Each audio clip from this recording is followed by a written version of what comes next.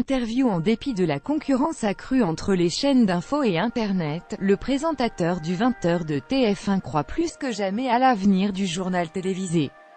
Le journaliste est aux commandes du. Loin d'en être blasé ou de jouer les vedettes, Gilles Boulot considère que, chaque soir, il présente son édition, comme si c'était la toute première.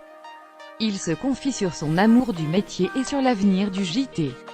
Parce que j'en suis convaincu. Par rapport à nos grands-parents, nous sommes la première génération à vivre dans une surabondance, voire un chaos d'informations. On reçoit toute la journée des stimulus sur nos smartphones, on regarde les chaînes d'infos, on écoute la radio. Cela rend le JT indispensable pour délivrer des nouvelles vérifiées, authentifiées, dans cet océan informatif où le JT agit comme une boussole. Par ailleurs, tous les formats qui ont été créés en télévision s'usent, à plus ou moins longue échéance. Tout passe et tout lasse, sauf le JT. À une condition, qui est de ne pas s'assoupir et de se remettre en question. Elles nous ont forcés à être clairs avec nous-mêmes. Pourquoi regarder un journal de 20h si on a aussi bien sur une chaîne info? La grand-messe du JT n'est pas obligatoire et personne n'est obligé de brider sa vie sociale pour la regarder. Donc, si le public la regarde, c'est parce qu'il existe une très bonne raison, la rédaction de TF1. Elle est très représentative des Français, toutes générations et tous horizons confondus. Je me souviens de l'incroyable charivari de nos conférences lors de C'était du sport, chacun affirmant que tel ou tel candidat pouvait ou ne pouvait pas gagner. Mais à aucun moment il n'y a eu de diktat ou de vérité révélée parmi nous.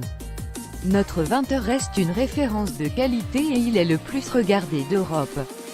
Ça me fascinait, en même temps, j'y vois une logique.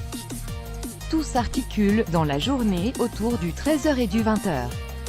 Il n'y a pas de grande chaîne sans ça. Non, car les jeunes fonderont un jour une famille, un grand nombre d'experts et de sociologues disent que, ce jour-là, et ils prendront d'autres habitudes et se retourneront vers des pratiques qu'ils n'avaient pas à 15 ans, c'est-à-dire regarder le JT. Étant adulte, on ne picore plus l'information. On se dit, stop, j'ai besoin de comprendre. J'ai vu des choses à propos de, par exemple. Mais que se passe-t-il donc? Eh bien, le soir sur TF1, il est en duplex depuis l'espace avec notre JT. Qui d'autre peut proposer cela? Les concurrents sont des amis. Mais, 12 à 14 heures par jour, on se demande de quoi on va parler, à quelle dose et dans quelle hiérarchie d'importance. Les Français ont confiance dans notre journal et dans nos efforts de pédagogie. Ils le savent, si nous parlons de en ouverture, c'est que c'est important et donc digne d'être traité dans le 20h. Non, pas du tout. Le JT est le résultat d'un processus de validation qui est fait par nous avec le consentement des téléspectateurs. On ne peut pas leur infliger des sujets trop éloignés d'eux et, pourtant, on leur parle de Mbappé, de la Syrie, de la grotte de Lascaux, et on réalise une reconstitution géniale de la dernière maison de Paul Gauguin, dans le même journal. Nous ne sommes pourtant pas le JT du foot, de la guerre ou des arts, mais nous avons signé un contrat de confiance avec nos 6 millions de téléspectateurs. Ça fait drôle, car c'est un vieux compagnon de TF1 et de LCI. On a fait des reportages ensemble. Fait un très bon journal. Elle nous aiguillonne, car elle porte des propositions journalistiques très différentes. On va donc au charbon sans se laisser intimider et sans excès de confiance. On remet le titre en jeu tous les soirs. Parfois, c'est difficile. Son exercice de style était assez fascinant, comme une sorte de grand plan séquence tourné à la Orson Welles, fort d'une dimension esthétique, en rupture avec ce qui s'est fait jusqu'à présent. Par penchant personnel, j'aurais instillé plus de questions journalistiques. Mais, en même temps, on apprend des choses sur le président.